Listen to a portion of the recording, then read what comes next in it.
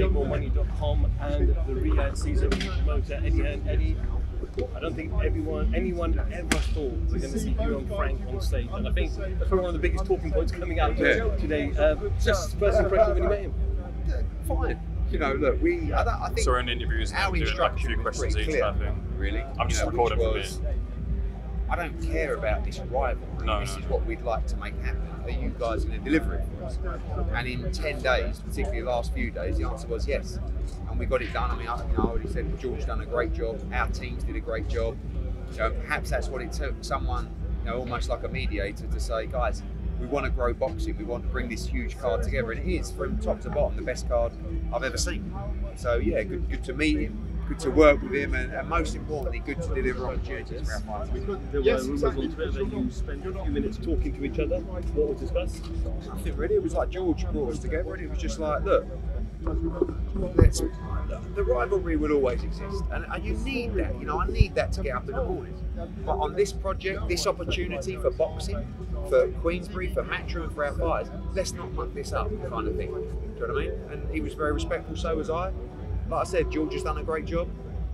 Let's move forward. I'm sure it won't always be roses, but for now, with this opportunity for all of us, let's work together.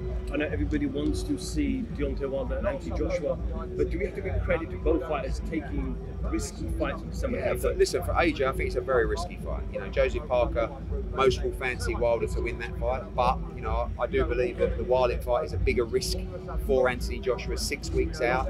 He's already been in camp. It's a tricky fight, but we plan to come through it. We love the activity, we love the opportunity, and head into a massive 2024. What did they say in the face-to-face?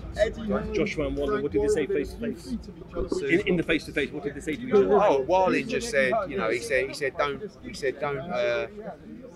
talk the shit and shake my hand after. If you want to talk the shit now, then let's go to war. And he's given him that motivation to move forward in that fight. Joshua Wilder, is it signed or is it not signed? Because we know when Fury went in with Ngannou, he signed the fight beforehand. We're in talks to try and make that fight happen. You heard from His Excellency that that's the fight he wants. The whole of boxing wants to see that fight. So we'll see. Eamon Khan here, 4 Seconds Out with Eddie Hearn. Eddie, that was a momentous occasion marked by you and Frank Warren meeting in a room 5 minutes behind closed doors. What was actually said between you two? It was just almost like a look, forget the past. That there's always going to be a rivalry, but more so, let's not mess up this opportunity for our fighters, for Queensbury, for Matchroom, for boxing, and let's work together. I think the people involved in this project don't really care for the rivalries. They probably don't understand it because not a lot of people do. So when an opportunity like this presents itself to create a card like this, I want to be part of it. And if we have to shake hands and we have to be cordial and we have to try and move forward, we should. We have. It's a big start for boxing. You see a lot of these promoters here tonight. And like I said, I expect more of that in the future. Was it awkward? Was it frosty? What was actually discussed? Really? Look, we know we're never going to be the greatest of friends. Maybe it's 2 yards behind you, so but he's probably more mature and wiser than me. But it's just an opportunity too big to let a rivalry that's been ingrained for years stand in the way of opportunities for our fighters. That's the principal key of what we want to do. We both love the sport. We both think this is a huge opportunity. We came late to this party, by the way, 10 days, probably 3 days ago. So it all happened very quickly, and we're delighted it did. Apart from the two fighters that are standing in the opposite corner from Joshua and Wilder, what stands in the way of that fight actually being made? Well, that's it really. I think these guys, if they want something to happen, generally they've got a great track record of doing it. I think AJ's got a tough fight against Otto Wallin. I expect him to come through, and when he does, I expect talks to continue to try and get this fight made with Deontay Wilder. The Ben Davison link-up as well. Sorry? Ben Davison link-up. AJ's got 6 weeks still to fight. He's here, he's been training in the UK. He's not going to be flying to Dallas, flying back, flying to Saudi Arabia.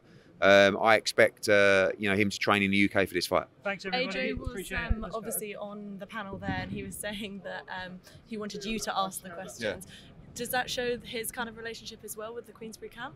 No, there's no bad feelings towards them at all. I mean, I think it's just a respect thing probably to me to say, this is our show as well, and you asked me the question. So I don't know. By then he was already going out at Gerald Miller as well. So How close was he to yeah. flipping